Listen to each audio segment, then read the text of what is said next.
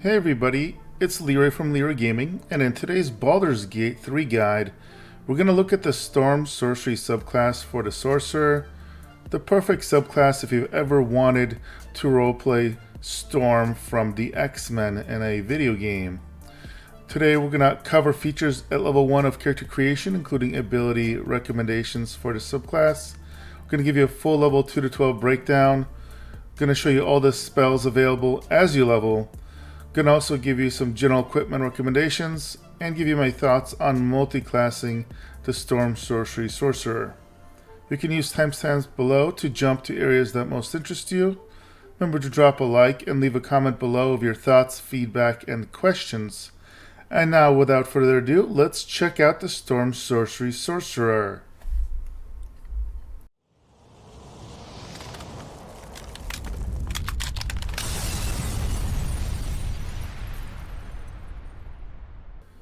Alright guys, here we are at level 1, and support to note, stat-wise, the Sorcerer's primary ability is Charisma. You're going to have saving throw proficiencies of Constitution and Charisma. You're going to have a hit die of 1d6, and you're going to have proficiencies of Daggers, Quarterstaves, and Light Crossbows.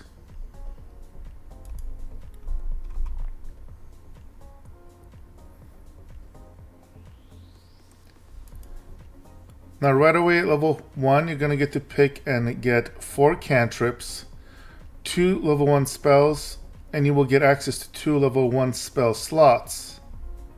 You do get a ton of cantrips to choose from, and again you're going to get to pick 4 of them. I'm going to go ahead and mouse over all of them right now. Feel free to pause the video at any time if you want to read the descriptors.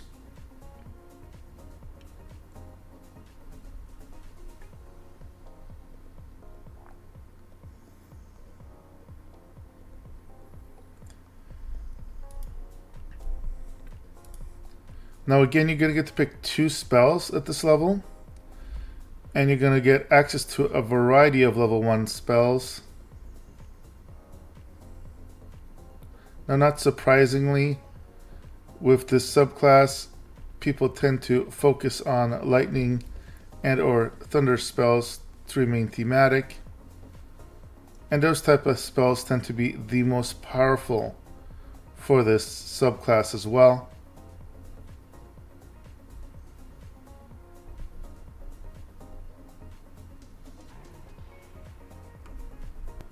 Now you do get to pick your subclass right at level 1, and the main feature you get at level 1 is Tempestuous Magic. After you cast a level 1 spell or higher, you can fly as a bonus action until the end of your turn without receiving opportunity attacks. The key here is to be able to fly without proccing opportunity attacks. This gives you almost infinite mobility, and not having to worry about getting smacked around when you try and fly away from enemies is huge for your survivability and also to be able to control the battlefield. Now when it comes to ability points, a nice setup for this would be 8 Strength, 14 Dexterity, 16 Constitution, 8 Intelligence, 10 Wisdom, and 17 Charisma. You can go ahead and utilize the Hag quest. You can just search for that to be able to get an extra +1 bonus to Charisma. This will get you to 18 and allow you to much more quickly get 20 Charisma and then utilize other feats to get the most out of this character. Alright, level 2, you're going to be getting 1 more level 1 spell slot. You're also going to gain 2 sorcery points, and this is going to be a new currency that you're going to be able to utilize towards meta magic, and this will allow you to modify your spells in a variety of ways.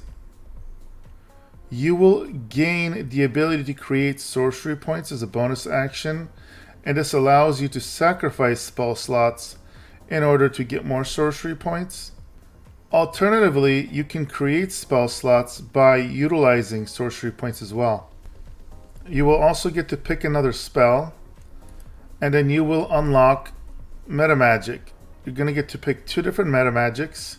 The first meta magic is Careful Spell, And for 1 sorcery point per spell, allies are going to automatically succeed saving throws against spells that require them. This mainly comes into play if you cast a big AoE spell like Fireball. If allies are in the area, it's going to allow them to automatically make their save so they don't take as much or any of the damage. Then we have Distance Spell for 1 sorcery point per spell. You can increase the range of the spell by 50%, and you can even increase the range of melee spells. Extended Spell for 1 sorcery point per spell allows you to double the durations of conditions, summons, and surfaces caused by spells.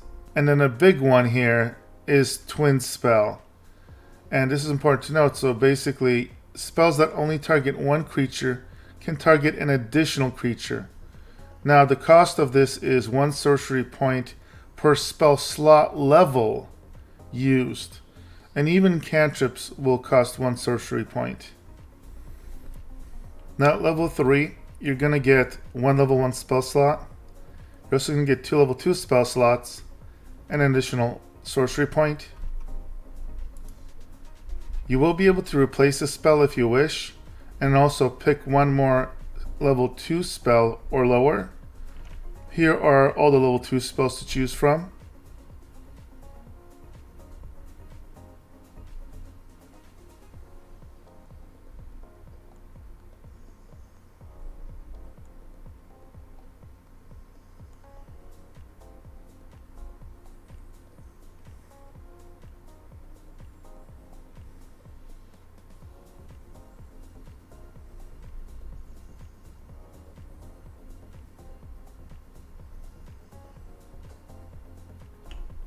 You will also get to pick 1 more meta magic, and note there are 3 new ones that you can choose from.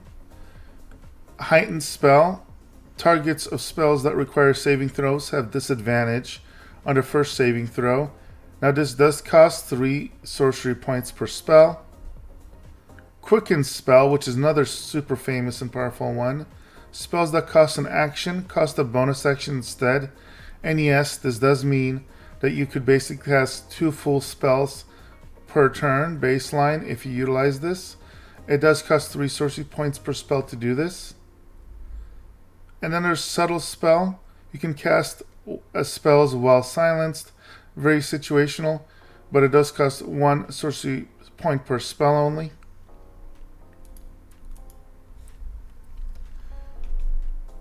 At level 4, you're going to get 1 more level 2 spell slot.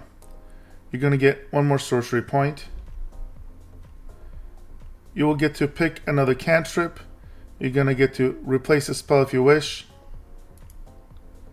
You're going to get to pick another spell from level 1 or level 2. And you will also get to pick a feat. Now when it comes to feat recommendations, you cannot go wrong with ability improvements. Getting your charisma to 20 makes a lot of sense.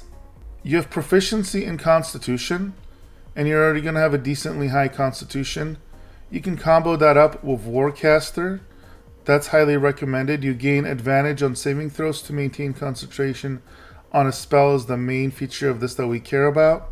And this is important because every time you get hit, if you're concentrating on a spell, you have to make the saving throw or lose control over that spell.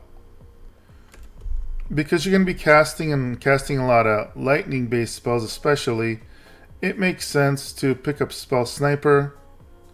We don't really care about learning another cantrip, but what we do care about is the number you need to roll a critical hit with a spell is reduced by 1.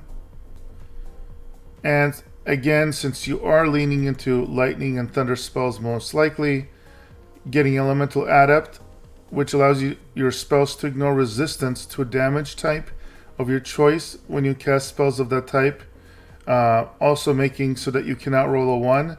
Picking this and picking lightning or thunder could make a lot of sense as well if you want to stay really thematic and minimizing the chances that you're gonna get resistance to that spell type.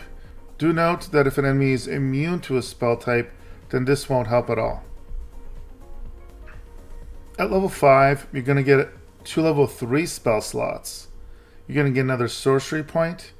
You can replace a spell, and then you're going to get to pick a new spell. And here are the level 3 spells you get access to.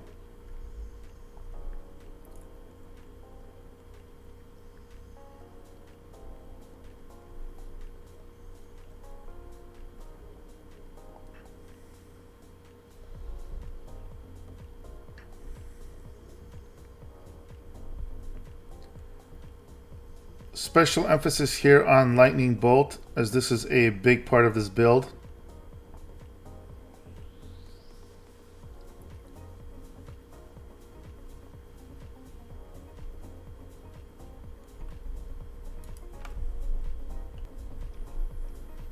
Level 6 is really big here.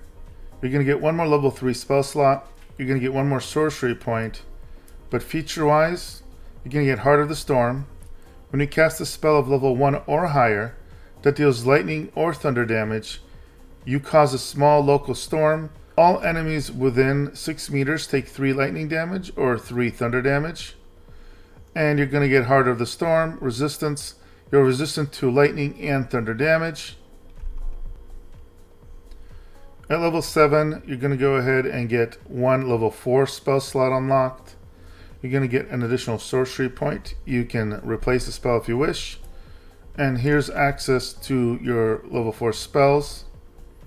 Here they all are.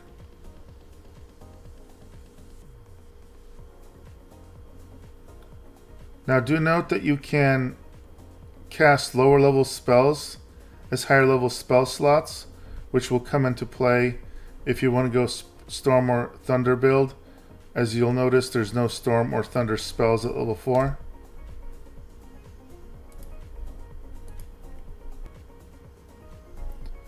Level 8 gets you one level 4 spell slot, another sorcery point. You can again replace the spell and pick another level 4 or lower spell. And then again, you get to pick another ability. And again, you get to pick another feat. At level 9, you're going to get a level 4 spell slot. You're going to get a level 5 spell slot. One sorcery point. You'll get to replace spell. And then you get to add one more spell. And now you do get access to level 5 spells. Here are the spells again. And once again, you may end up considering casting your lower level spells upscaled, because you do not get any lightning or thunder spells at level 5 either. At level 10, you're going to get a level 1 spell slot, another sorcery point. You're going to get to replace a spell if you wish. You do get to pick another cantrip. You get to pick another spell of any level. And then you get to pick another meta magic. Now there are no new meta magics, but you can pick from any of the previous ones.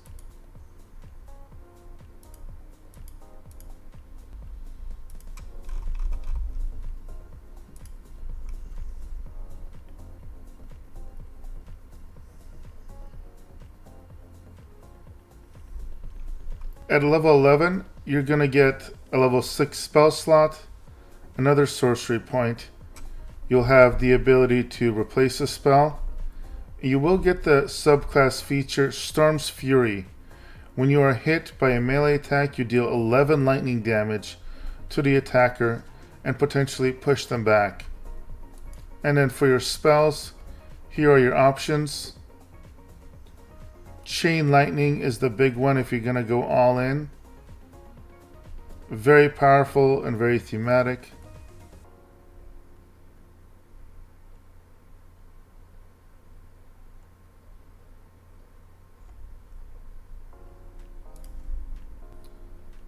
And then finally, at level 12, you're going to get one more sorcery point. You can replace a spell. You can pick another level 6 spell. And then you get to pick your final feat. Alright, let's talk about equipment here for the sorcerer. And I gotta point out, before we talk about equipment here, a very popular multi-class, which I'll mention in just a second, where you do combo with the Tempest Domain Cleric. If you do that, that will change your equipment because you will get access to higher quality of armor. You can get medium armor, for example. Now, the key here is that in this version of D&D rules, you do not suffer as a caster if you wear heavy armor or medium armor, as long as you have proficiency in it. So if you're going to multi-class with the Tempest Domain Cleric, then obviously get the best, heaviest armor that you can equip. Otherwise, it makes sense to get any kind of equipment that's going to increase your spell DC for casting. If you're going to have the higher quality armor, you are likely to have better AC, so anything that increases your AC and resistance can help you get more tanky. There's no reason, if you again multi-class, as I mentioned, you'd get access to a shield, so it also would make sense to up your AC by wearing a shield and a one-handed weapon. And then with rings and jewelry, you can utilize this optimally to get additional spell slots potentially, so you can cast more and more of the lightning-based spells. Or alternatively, find items that will just give you extra spells to cast, so you can be constantly casting. Now for multi-classing, I already alluded to it, but the most famous combo is to combo with the Tempest Domain Cleric.